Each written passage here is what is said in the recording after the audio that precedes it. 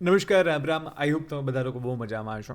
તો મને ઘણા સમયથી હતું કે હું કંઈક શરૂઆત કરું, લાંબા વિડીયોઝ યુટ્યુબ પર મૂકું. તો મને થયું કે આપણી સંસ્કૃતિ, આપણા ધર્મ વિશેની સારી વાતો શું કામ ન મૂક્યા. એટલે હું હમણાં વાલ્મીકી રામાયણ વાંચી રહ્યો છું. અને વાલ્મીકી રામાયણની અંદર મેં શરૂઆતની અંદર જે પહેલો બાલકાંડ છે, બાલકાંડના ત્રીજા સર્ગની શરૂઆતમાં અયોધ્યા નગરીનું જે સુંદર વર્ણન છે એ ખરેખર અદ્ભુત છે. કેવી રીતે હું તમને કહું, જો ધર્મ છે ને, અને હું જ્યારે રામાયણ કે મહાભારત જ્યારે મેં વાંચી ત્યારે મને લાગ્યું કે આ કોઈ ધર્મની વાત છે જ નહીં. હિન્દુ ધર્મ એ ધર્મ તો છે જ નહીં. કારણ કે અગર જો ધાર્મિક ગ્રંથોમાં જે ધર્મનો ઉલ્લેખ આવે છે એ પણ કર્મના સંબંધમાં આવે છે. તમે ધર્મ જે રિલિજનની ડેફિનેશન છે એમાં હિન્દુ ધર્મને ફિટ નથી કરી શકતા. એટલે કોઈ પણ હોય, હિન્દુ, મુસ્લિમ, શીખ છે, આજકાલના ધર્મોમાં દરેક વ્યક્તિએ જાણવા જેવી વસ્તુ આમાં છે. ત્રીજા સર્ગની શરૂઆતમાં એવું કહેવામાં આવે છે કે જે અયોધ્યા નગરી હતી એ સંતુષ્ટ જનોથી પૂર્ણ, સમૃદ્ધિ, સંપન્ન અને ધન ધાન્ય. સંતુષ્ટ જનો બહુ જ સરસ શબ્દ છે. એનો મતલબ કે ત્યાંના જે લોકો હતા ને એમને કોઈ કમ્પ્લેન નથી અયોધ્યાના લોકોને.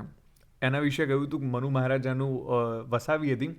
અને 12 યોજન એટલે કે 102 માઇલ અને 3 લાંબી અને 3 યોજન પહોળી એટલે કે 25.5 માઇલ જે છે પહોળી હતી. લંબચોરસ નગરી હતી.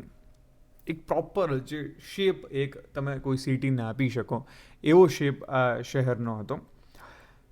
વિસ્તૃત રાજમાર્ગોથી સુશોભિત હતી અને રાજમાર્ગોની અંદરથી અલગ અલગ સડકો નીકળતી હતી. વિચાર કરો એ વખતનું જે નગરની જે રીતની રચના થયેલી હતી કેવી સુંદર હશે. ચલો તમે એવું માની લો કે ઘણા લોકો એવું કહે છે ભાઈ ના રામાયણ મહાભારત નથી. ચલો તમે એવું માની લો, જે લોકો એવું માને છે કે ના આવું કંઈ હતું જ નહીં. પણ આ વાલ્મીકી રામાયણ જ્યારે લખાઈ હશે ત્યારે આવા વિચારો તો હતા ને. આ વિચારો કશાક ઉપરથી તો લખાયા હતા ને. આજથી 2000-5000 વર્ષો પહેલાં, હજુ 500 વર્ષ તો, અરે આજની વાત કરો, આજના કેટલાય ગામડાઓ એવા છે કે જ્યાં આગળ બેઝિક સુવિધાઓ નથી. ત્યાં વર્ષો જૂની રામાયણમાં ઉલ્લેખ છે કે એક મોટો રસ્તો છે અને એમાંથી અલગ અલગ રસ્તાઓ નીકળે છે, ફાંટાઓ નીકળે છે. સિવિલ એન્જિનિયરિંગનું એક ઉદાહરણ કહી શકાય. પ્રતિદિન સડકો પર પાણીનો છંટકાવ થતો અને ફૂલો પાથરવામાં આવતા. ધૂળ ન ઉડે એટલે રોજ પાણી છાંટવામાં આવતું, ફૂલો પાથરવામાં આવતા. દશરથ રાજાની એ નગરી હતી. દરવાજાઓ પહોળા હતા અને બજારોથી યુક્ત હતી. તોરણ, દરવાજાઓ બધું જ હતું. આની અંદર સર્વ પ્રકારના યંત્રો હતા અને અલગ અલગ શિલ્પીઓ હતા. કોઈક શહેરમાં શું છે, યંત્રો એટલે બધી મશીનરીઝ હતી એ વખતની. અને શિલ્પીઓ એટલે કારીગર હતા. ઘણા બધા કારીગરો હતા. આ વર્ષો પહેલાંની એક નગરીની વાત થઈ રહી છે. ચલો તમે ધર્મને બાજુમાં મૂકી દો, કેટલી સુંદર રચના છે. સૂત માગધ અને કેદી લોકો અહીંયા રહેતા હતા. ધર્મની ધજા પતાકાઓ હતી.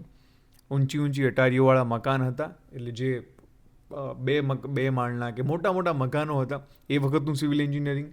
કિલ્લાની ફરતે દિવાલો હતી, એના ઉપર તોપો ચડાવેલી હતી. આ ઉલ્લેખ વાલ્મીકી રામાયણનો છે. વાલ્મીકી રામાયણ સૌથી પહેલાં લખાઈ, એના પછી તુલસી રામાયણ લખાઈ, જે ઈસવીસન 1300 આજુબાજુ લખાઈ હોવાનું માનવામાં આવે છે.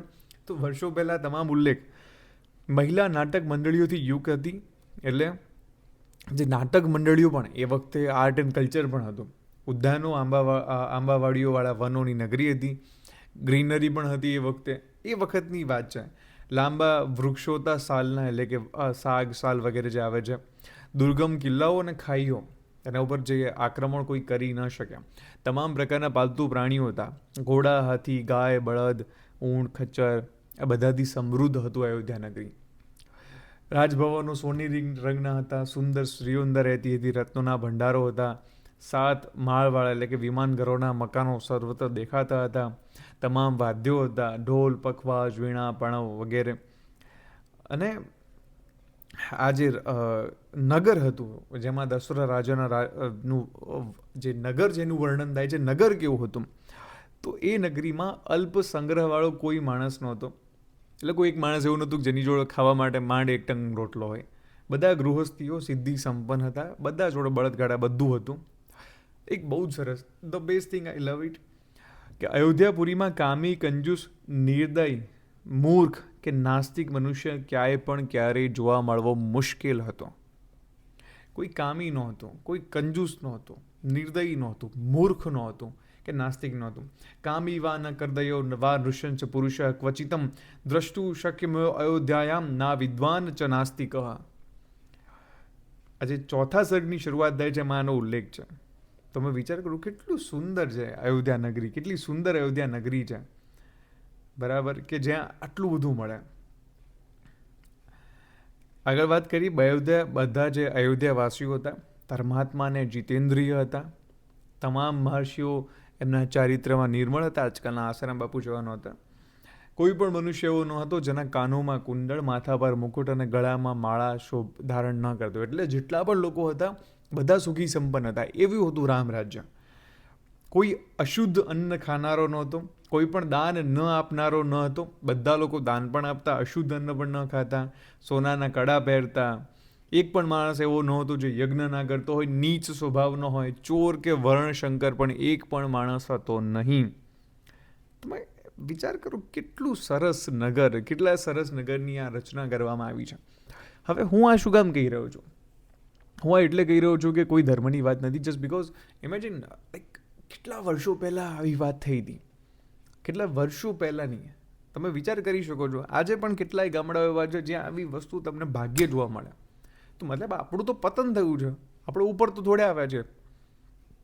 વર્ષો પહેલાંની રામાયણ, ઘણીવાર તો નાછૂટ એવું પણ બને છે કે જે લોકો રામની વાત કરે છે કદાચ એ જ આવા નગરોની વિચાર શુદ્ધા નહીં કરતા હોય. It's all about development. અગર તમે જો પ્રોપર રીતે વિચારો તો બહુ સારી વસ્તુ હતી આ. એટલે તમે જ્યારે રામાયણ વાંચો ત્યારે તો એમાં કેટલી સુંદર સુંદર વાતો કરવામાં આવી છે. જ્યારે હું તમને ખાસ કરીને જ્યારે હું મંત્રીઓની પણ વાત કરી, 8 મંત્રીઓ હતા, બરાબર છે. એના સિવાય મંત્રીઓ બધા પ્રામાણિક હતા, બરાબર છે. બધામાં તમામ ગુણો હતા. આવી ઘણી બધી વાતો કરવામાં આવી છે. પણ હું જ્યારે ભગવાન શ્રી રામના લક્ષણોની વાત કરીશ ને, કે ભગવાન શ્રીરામ કેવા હતા એનું પણ ઉદાહરણ આ વાલ્મીકી રામાયણમાં આપવામાં આવ્યું છે, ત્યારે તમને થશે કે ખરેખર કેટલી સુંદર વસ્તુઓ છે આપણા ધર્મગ્રંથોમાં. આજે મેં તમામ તમને કહ્યું ને, શોર્ટમાં બતાવ્યું મેં. સો જસ્ટ ઇમેજિન કે આપણે કેટલા સમૃદ્ધ હતા ઇન ટર્મ્સ ઓફ થોટ્સ. કે કેવું નગર છે જ્યાં કોઈ કામી નથી, ચોર નથી. શું આવું આજે પોસિબલ છે? I don't think so. સો એટલા માટે આ કોઈ ધર્મગ્રંથ નથી, આ ભારતીય સંસ્કૃતિનો ગ્રંથ છે. ફરી પાછું હું તમને મળીશ આવી કેટલીક નવી નવી વાતો સાથે, કેટલીક નવી નવી જાણકારીઓ સાથે આપણી આ ચેનલમાં અહીં રાજગુરમાં. ત્યાં સુધી જય શ્રી રામ.